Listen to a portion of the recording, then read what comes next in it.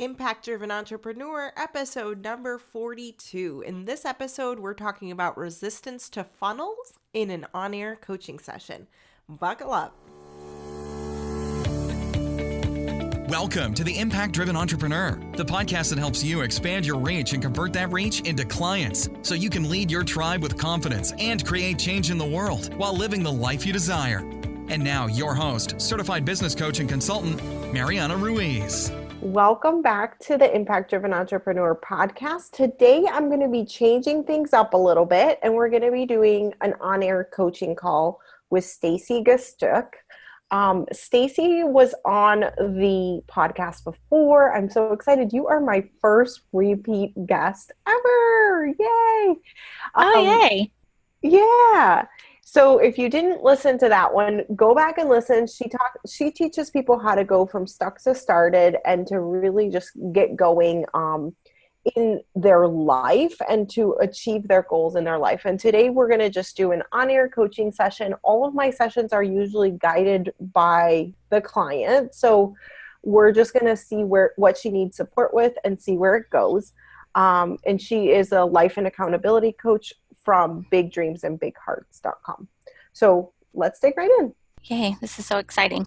So today I guess we can talk about sales funnels and just the whole process. I mean, I realize they're super important to have huge benefits for my business and my clients and potential clients.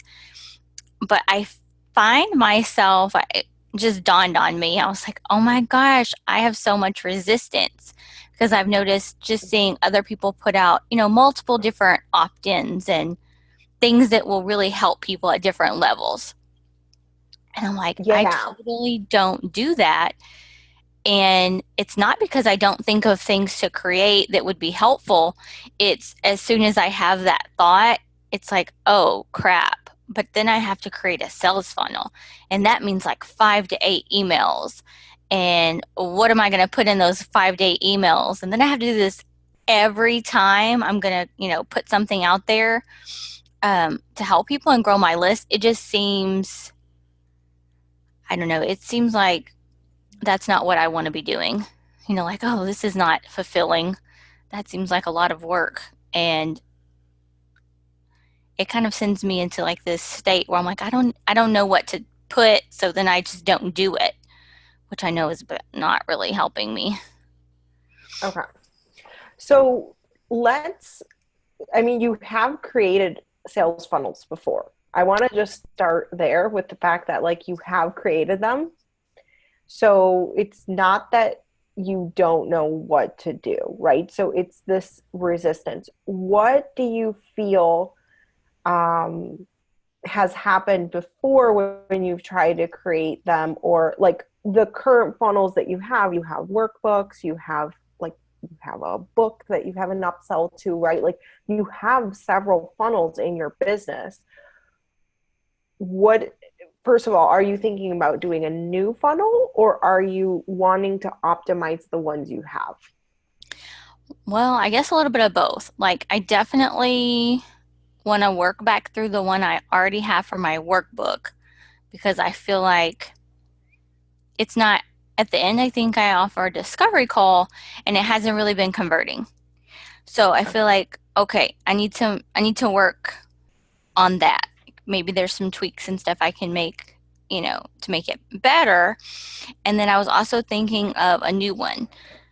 And so I was like, oh, but that means I have to start all over, is kind of, how I was feeling. But I guess I don't technically have to start over because things can be reused.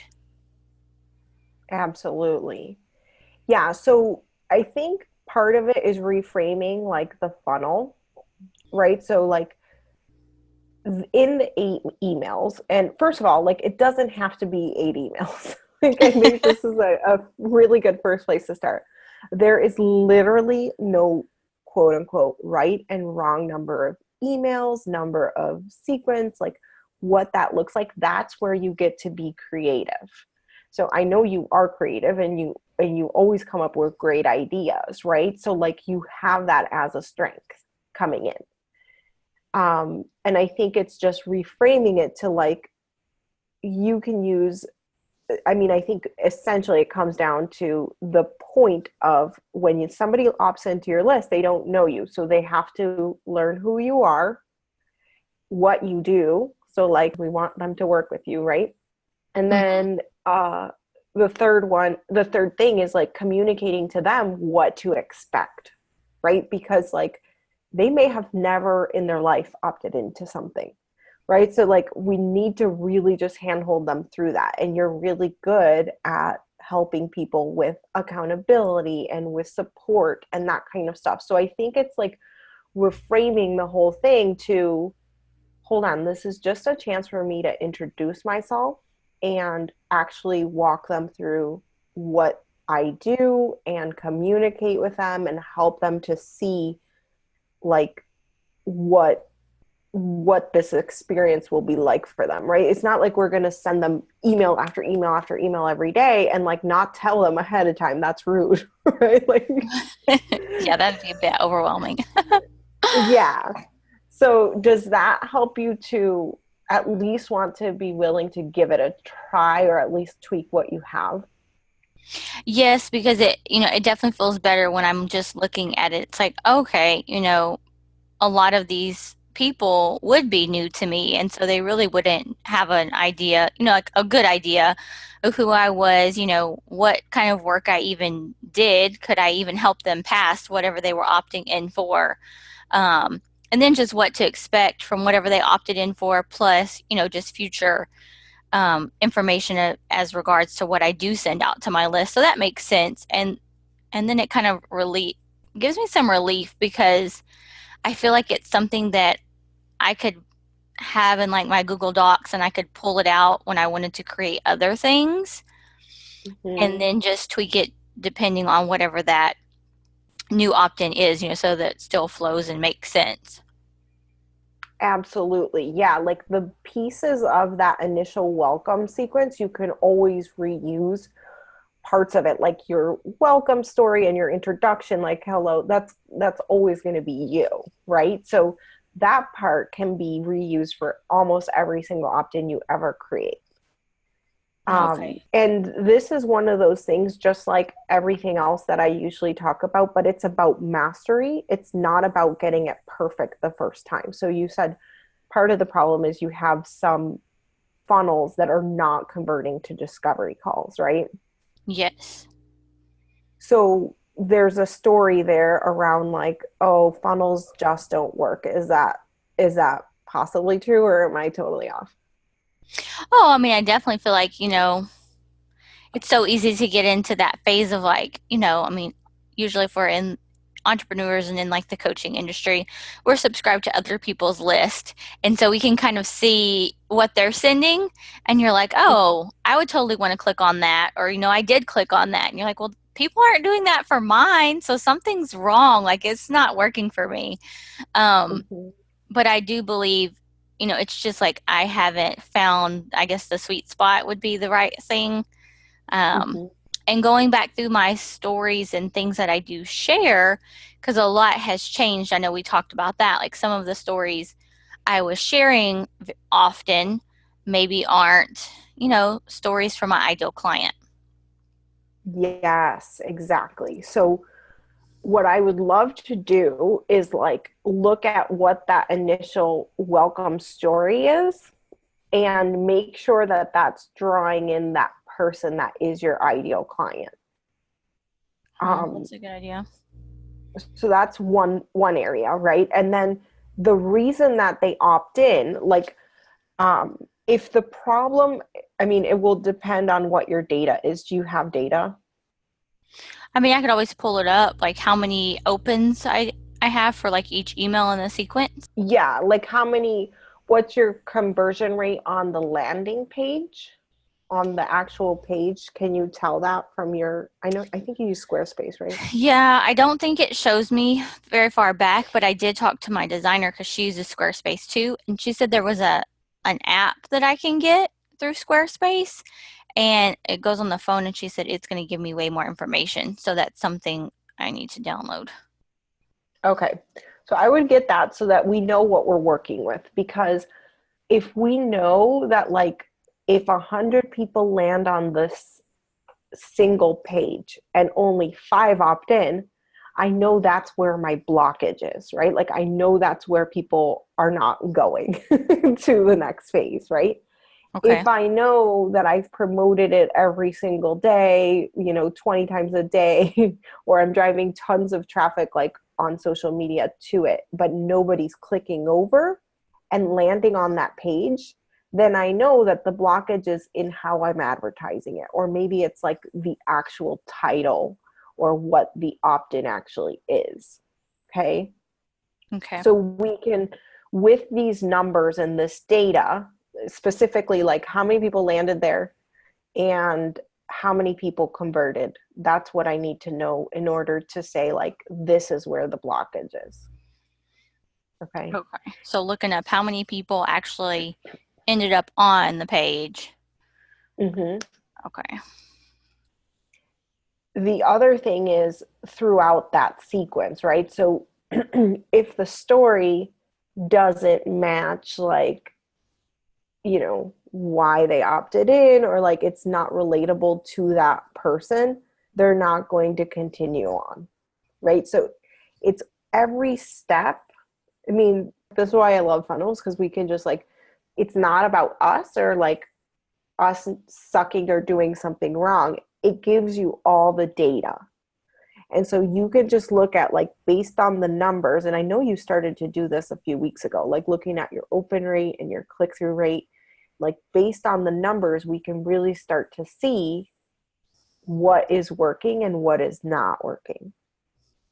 Yes. And once I got more consistent and I was looking, I was like, okay, it was looking much better as far as, what I was sending out because my list is pretty small. So comparison to what my list is versus, the opens, and those were good, but still not very many clicks, Mm-hmm. whether So it's a for discovery call or maybe like a call to action for my book or, something from my t-shirt line or something like that. Still, I was like, oh, I need to find a way to increase the click. Okay. So for that, it's how we're positioning the offer in that email.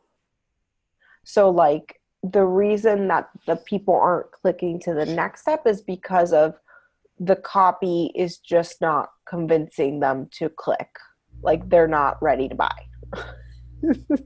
Okay. So when I write copy to sell something inside of an email, how I like to think about it is almost like a lawyer presenting a case to the jury. In that email, you're going to want to have pretty much like points to present why the jury should be convinced that the person is guilty or not guilty. Does that make sense? Yes. Okay, but instead it's like the reasons why now is a good time to buy that thing right now, or why they need this program or product or service. Okay. I think that's something I haven't been utilizing.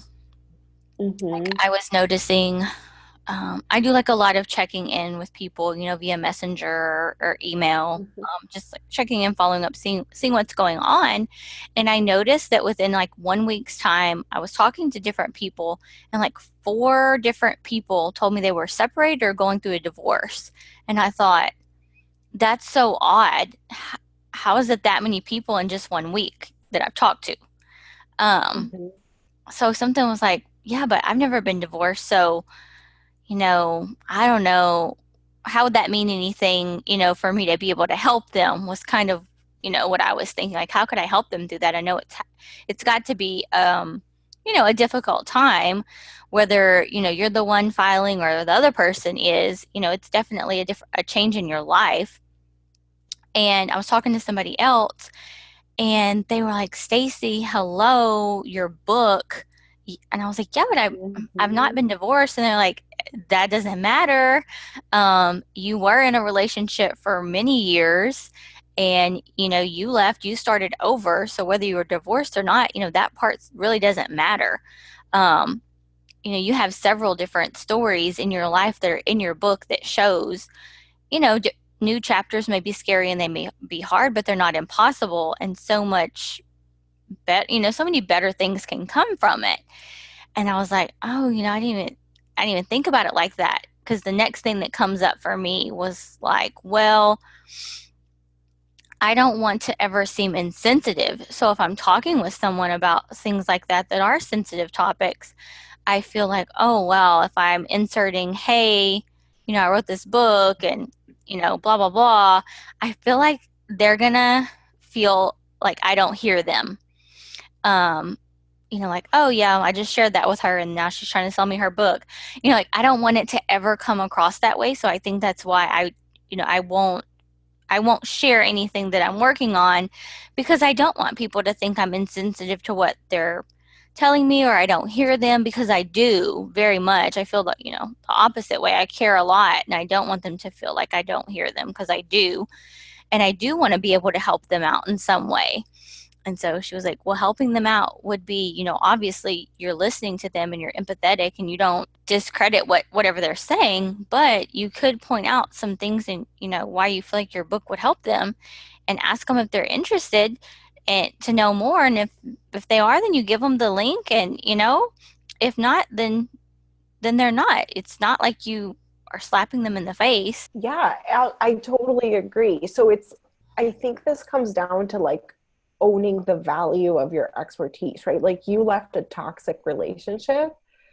So like it comes back to like trusting that your book is going to inspire them and help them through that, right? So it comes back to that.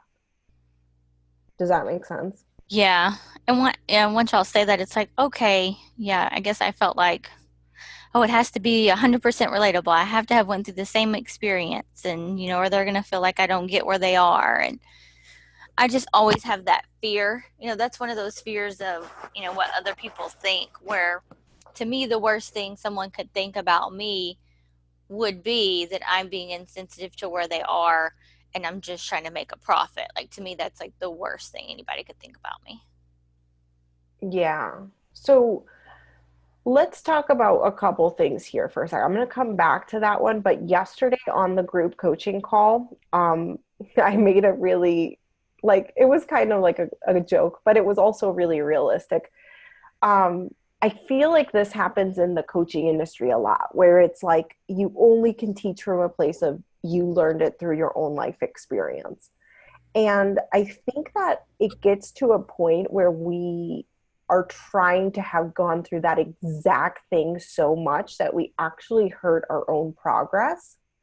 And I think this is a great example of it. And the example that I gave was that, like, okay, well, I was a nurse. I worked in neuro ICU and brain surgery for years. I worked in organ transplantation, right? Like, I didn't have to transplant my own organ or have my own brain surgery in order to take care of my patient, right? Like, I know this sounds absolutely ridiculous, but it's also kind of what you're expecting of yourself in this situation. Does that make sense? Yeah, it does.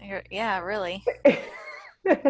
So it's like, well, I can still be really loving and really caring and really like just hold the space for them as they're grieving or as they're dealing with this like hardest thing they've ever probably dealt with as a family, right?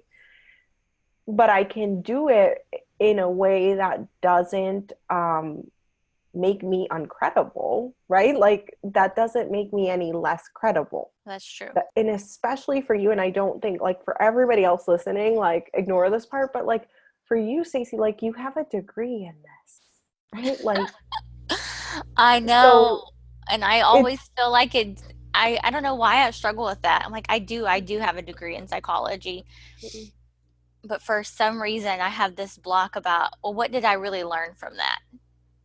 It just keeps coming back because I feel like I don't really apply specific theories or principles, because that's what psychology is. It's a lot of theories. Um, mhm. except for the self-fulfilling prophecy. I feel like that comes up a lot in coaching, because it's Mm-hmm. mindset, right?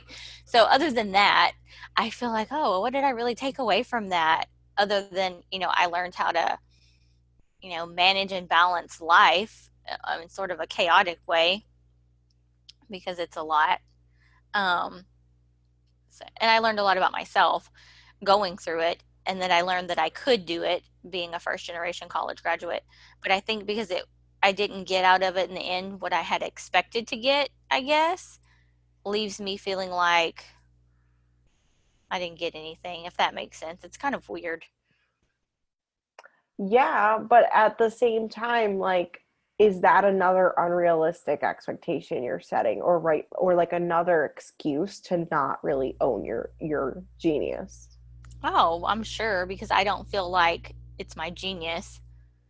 I have that, those limited beliefs. It's like, oh, I would have to go like study some more. I need to, but yeah, that's basically it. Like, I need to study some more. I need to dig into some more research. I need to figure out what theories I feel like, apply in the coaching world and focus more on that. It's really about just kind of going back to that whole college thing. Like, I need to cite my sources, and I need to know their exact process before I start talking about this thing, because I don't want to give misinformation. That's Mm. the kind of thing that comes up. It's like total college stuff that they're like, don't do this and make sure you do that. Okay, so like, what would happen if you didn't follow any of those rules? Really, probably nothing. I mean, the likelihood that someone's going to be like, "Oh, Stacy, you mentioned the self-fulfilling prophecy, but you didn't, give credit to who said it, or you left out like a part that they stated." I mean, it really doesn't. It's not like I'm getting a failing grade. Exactly. So this goes back to, and I know we've talked about this before, right? Is like, are we letting those like conditioning that we have had in our life like dictate our future, right? Because here's the thing, right? If we continue to stifle the growth of, your business and your getting out there, even if it's like that one person that you said like, hey, this book might help you, and then they read it and they're like, oh my gosh, this book gave me the strength when I was going through the divorce, right? Like, think about what if you had that when you were going through what you went through. Oh yeah, I mean, I think that's like why my book is named what it's named. It's not just me, the freedom in knowing, because that's the whole big picture, is realizing that the things that I went through in my life are not just isolated events that I've experienced. There are so many other people who've experienced similar things, and I've heard their stories, and I've seen where they are today versus where they were. All these things that have come to pass when their life at one time never gave them a glimpse, of really what was to come. And so by that, that was very inspiring. It's like, oh wow, look what she was able to do. But this is where she was. Her life was, she wasn't in a position, per se, to have what she has now. But it's just really, you see the things that sometimes in life, you just have to overcome things, you have to go through it. There's no, you can't go above it or below it or beside it. You have to go through it. And I think that's what makes us, so unique and awesome and able to help other people, is by going through. And that's really why I wrote the book. I mean, writing the book was easy. The putting it out for the world was what was hard. I mean, I've been kind of going Mm-hmm. through it so I can add some stuff to the membership site, when people buy it. And I'm like, oh my gosh, I can't believe I put this part in here, because it's personal and it's scary, right? But Mm-hmm. I had to remind myself at the same time, I put this in here because somebody else needs to hear it. Because somebody else needs to know that they're not the only person in that situation, and their life doesn't have to stay that way. They have a choice, and one small decision at a time really does add up to make a big difference. Mm-hmm. Totally agree. So I want you to let me know, because you mentioned here that like how you move through something is by going through it, right? So what would it look like if you went through this, like these limiting beliefs that you're having about the promotion of the book and the promotion of your services, and like owning all of that expertise that you have? Like, what would going through that look like? It would be that, um, like how we were talking about in the group, like doing fulfilling work, right? That's what it would be, because I would be able to get feedback from the people who are reading the book and hear from them, how it impacted them, what they were able to take away. I mean, even some people already have given me shared things when they read it, and I'm like, wow, um, wow. Like, you write something and you hope it has an impact on people, but when people start sharing the impact, it's mind blowing. So I feel like Mhm. obviously that's a boost in confidence, and just like feeling good that I did the hard thing because it benefited other people. And then it would really allow me to help other people in their life, and help them to get more on track with where they've desired to be, but for whatever reason aren't there. So it really allows me to fulfill the whole reason that I stepped into coaching and speaking and writing a book, is to help people change their lives, and to have that fulfilled feeling themselves, instead of outwardly searching for it. Just going back to the thing with college, I felt like that was going to be the thing. I'm going to graduate, I'm going to have this degree, and then, all's going to be right in my life. Well, when that happened and that wasn't the case, Mm-hmm. it's like a letdown, it's a disappointment. So it can be hard to pick yourself up and kind of move forward, to figure out what it is. So a lot of times, we're searching for the outward fulfillment. Those things are just a piece. It's really like a moment. It's not really what sustains us. So Mm-hmm. it would feel really amazing, because it wouldn't Okay, be about me. It's other people getting what they need. exactly. And isn't that like what our work is all about, right? Like, I mean, the whole Yeah. impact driven entrepreneur, like everything you do is about this, right? So tell me kind of like what would be the first step? Like, we always talk about the mountain. Like, I feel like me and you always talk about a mountain. And you're really good at breaking down steps for people, right? So if that's the mountain is like, I'm free, I'm publicly speaking about this more, and like I'm selling my book because I know it's going to make a difference in the world for people. And I'm like, you're doing it from that love space, right? Like, what is the next step for you on that mountain right now?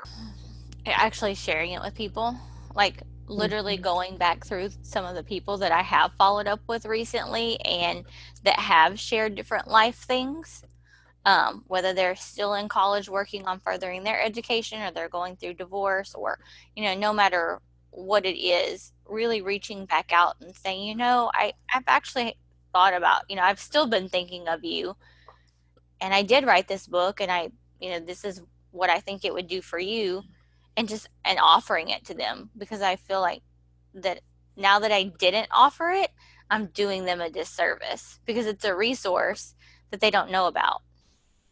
Exactly. Exactly. So I love that idea. So I want you to do that with all of your outreach people, but like also your email list. Have you been promoting it? I know you did some promotion of your product line, but have you promoted the book to your email list? I did, but now I'm like, okay, I need to go back and kind of look at those emails and look at the copy and see, if I was clear in the purpose of why you need this now and what this will do for you. Yeah, and I think it might be really helpful is to first do the people that you're manually reaching out to, because you know specifically why you're giving it to them and why it would benefit them. And that's going to allow your copy to be really direct to that person that really needs it. Okay, that's a good idea. So you I can will. use, like from the manual outreach, you can use that copy then for the emails that you're going to send to your list again. And it's okay to promote your book multiple times to your email list. So if it was a while ago, like, do you remember around when it was that you last promoted it? It's definitely been sometime within the last 4 weeks. Okay.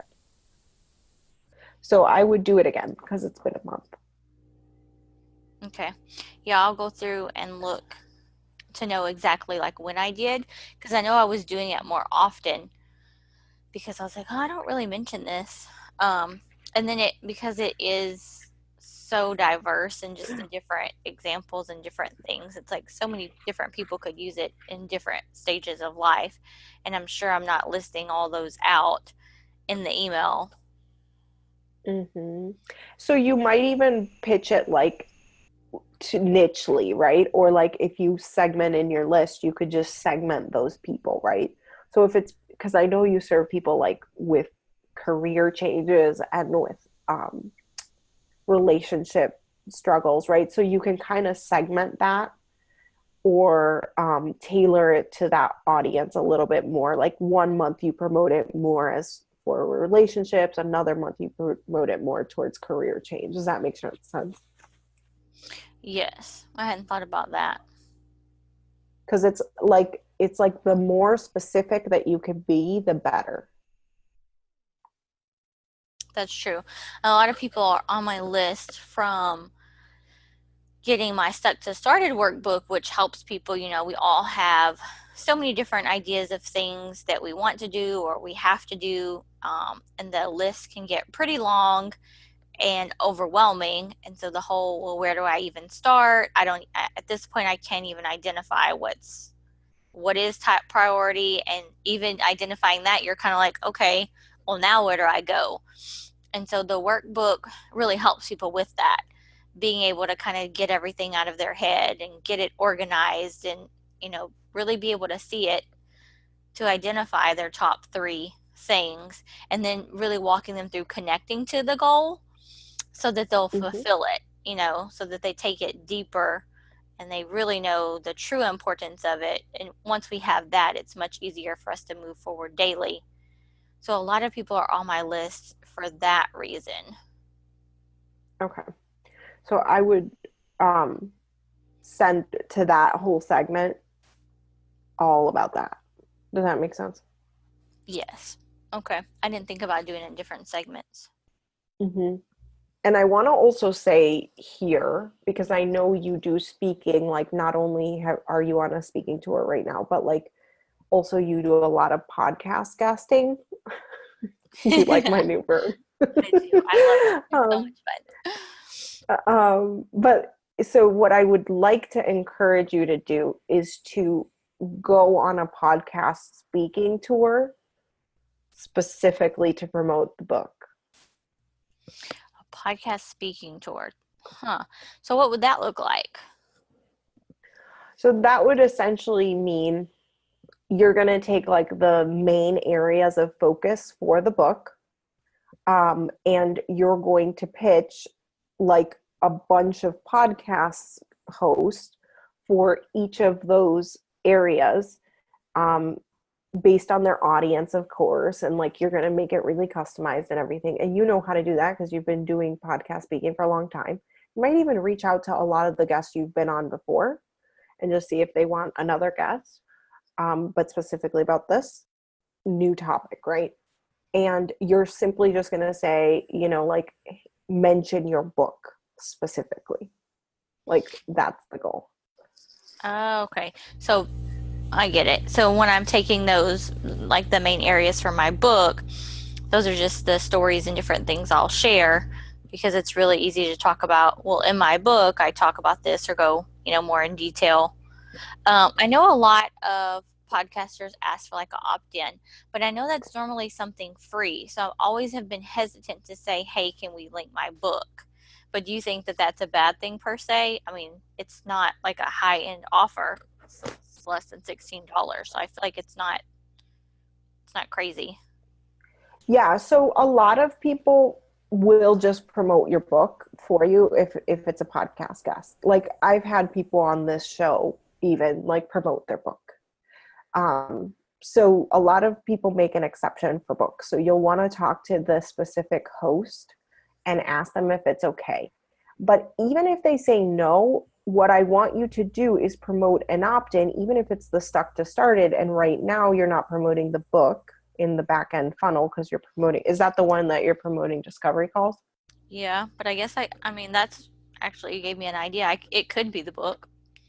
Yeah. So let's switch that to the book because the book is still an entry point for your group coaching program, right? Like it's not like the end of the funnel is a $16 book sale. It's no, you're actually going to be upselling to the group coaching program.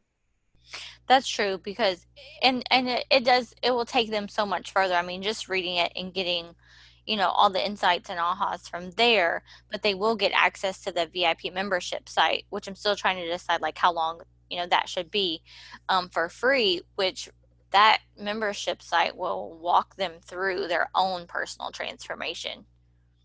So it's Okay. pretty cool. Exactly. So like you can get them a lot more results through offering the book and then offering inside the members area maybe you have specific offers for discovery call when they're already more warmed up. Oh, I was kind of wondering how that was going to work, like once I created the membership site, because I know there's so much value and there's so much in there. I can't give like the whole membership site away for free for forever. Um, Mm-hmm. that would do me a disservice and it would do them a disservice. So I was thinking about doing like a monthly fee, like a low cost monthly fee if they want to continue going through it. But then I was kind of wondering, okay, well, how do I go forward if they want to do like one-on-one coaching or other things that I have? So I could set up a place in the members area that offers a discovery call. I hadn't even thought about that. Absolutely. You'll want to offer it inside the members area and like just like how I do in my business, like you're going to want to offer, quality assurance calls and just making sure that if they need more support that they know to come to you and you can do it through a discovery call to see what else they need. Okay, that's cool. That's a good idea. I'm going to add that in there. Okay, and I do like the idea of even if I can't promote the book, because I understand, like if they're not okay with that, because their audience doesn't really know me, and they're being kind enough to share their audience with me, that I could still just do the workbook and then just change the call to action at the end to the book because it would still fit. Hmm.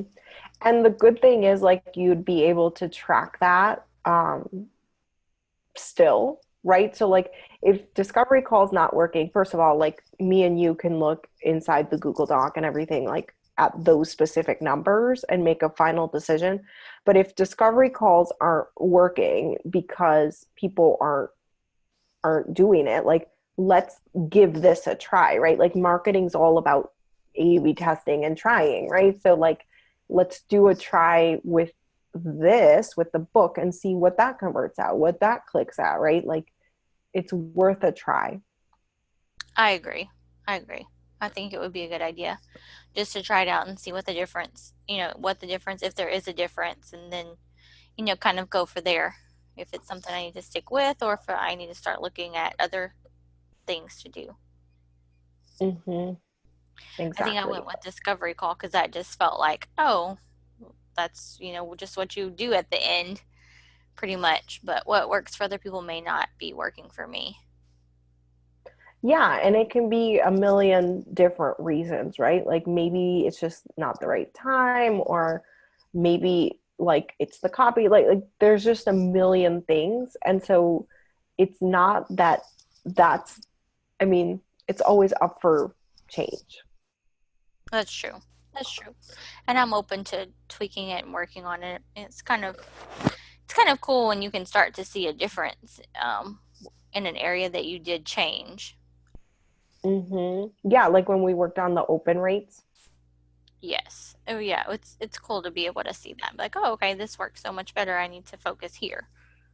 hmm Yeah, Yay. but I think this big picture strategy is going to help you more. So like in the call so far, like we work through the mindset block of like, oh my gosh, I'm selling my thing.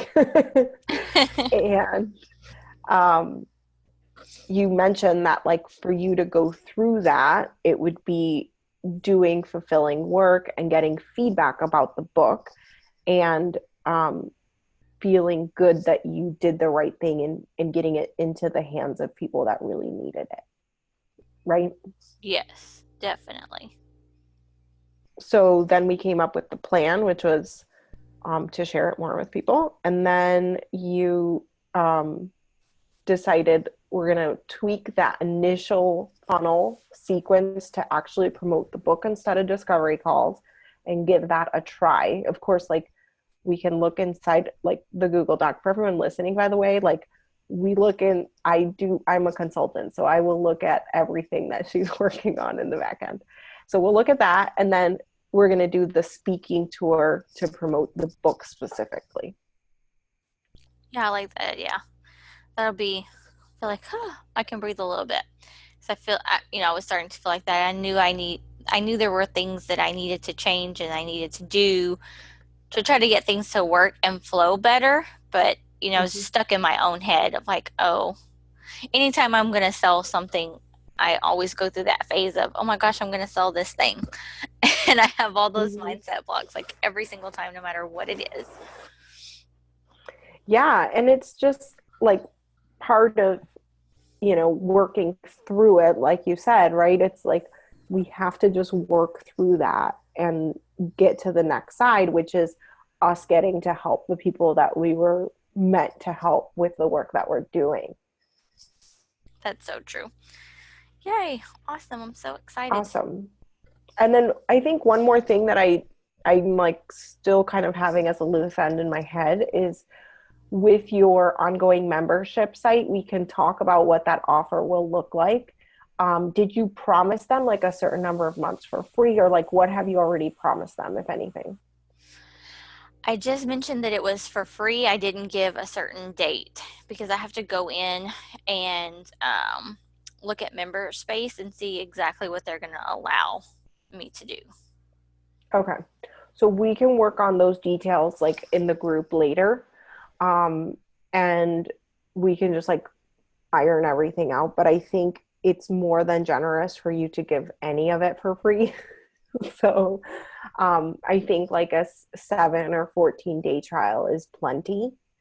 I wouldn't want you to do it for free forever, just like you said. I mean, that's not what your plan is. So, Which was like my first idea. Like, I'm going to create this and it's going to be free. And then when I started kind of going through to see what content was going to be in there, I was like, oh my God, no way.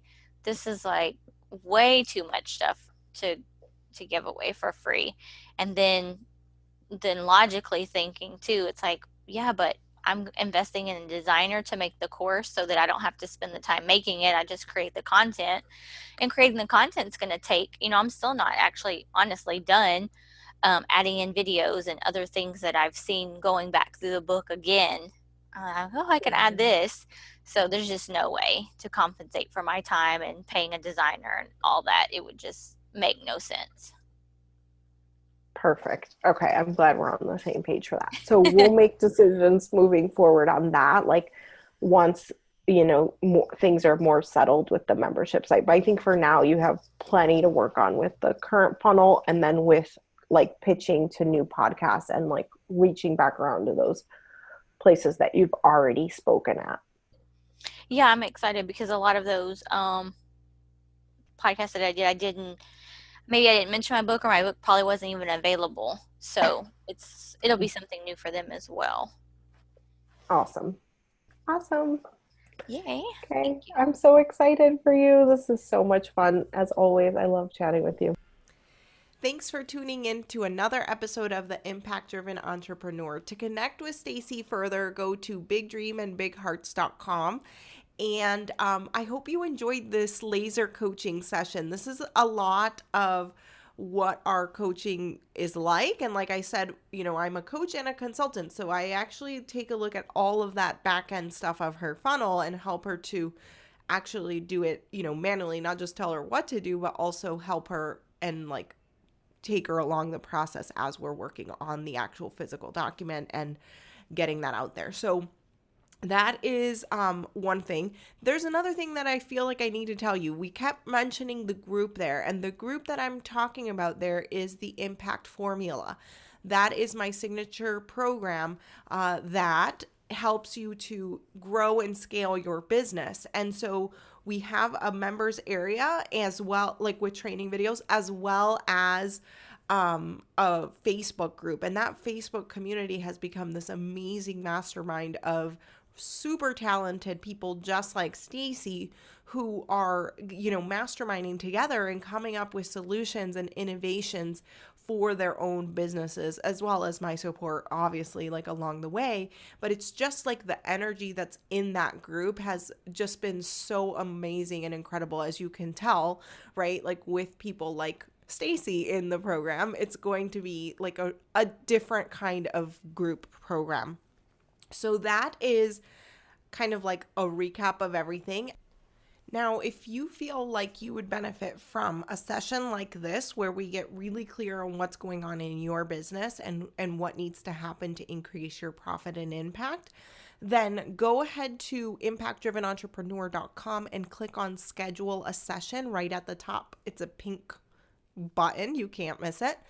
And we'll do a free complimentary discovery call and assessment of your business and really just take a look at where you are right now with your marketing and your sales, where the profit gaps are, and help you to create a plan moving forward that will help you increase your profit and impact. So thank you so much for tuning in. Have an amazing, amazing week, and I will chat with you next week. Head on over to impactdrivenentrepreneur.com, where you can find an arsenal of videos, blog posts, and previous podcast episodes to help you increase your profit and impact. Again, impactdrivenentrepreneur.com, and click on blog. Enjoy.